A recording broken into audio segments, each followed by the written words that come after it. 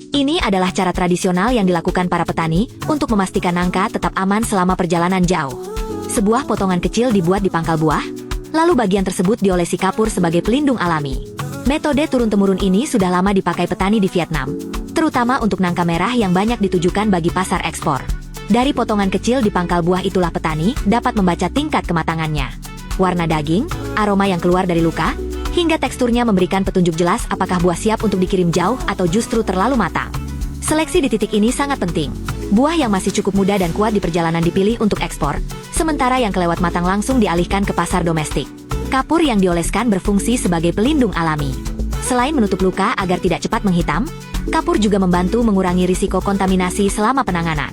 Dengan begitu, buah tetap tampak bersih dan segar ketika sampai di tujuan. Setelah lulus proses penyortiran, nangka dibungkus dengan berbagai jenis pelindung seperti foam net, plastik pelindung, atau karton yang sesuai standar pengiriman. Kemudian buah disusun ke dalam berbagai jenis sarana pengangkutan, mulai dari mobil box, kontainer, hingga angkutan berpendingin, tergantung kebutuhan ekspor dan jarak tempuh. Semua langkah ini memastikan buah tetap stabil dan tidak banyak bergesekan selama distribusi. Cara tradisional ini memungkinkan petani menyaring ratusan buah dengan cepat.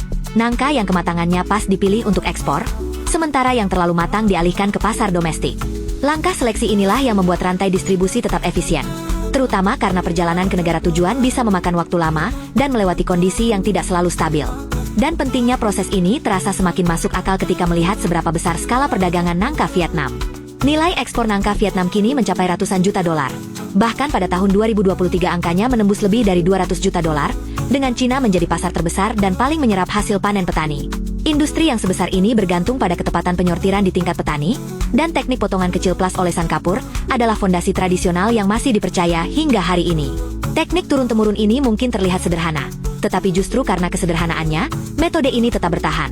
Potongan kecil untuk membaca kematangan, kapur untuk melindungi luka, dan proses seleksi yang memastikan hanya buah terbaik yang berangkat meninggalkan kebun. Inilah cara para petani menjaga kualitas nangka sebelum akhirnya tiba di tangan konsumen di negara tujuan.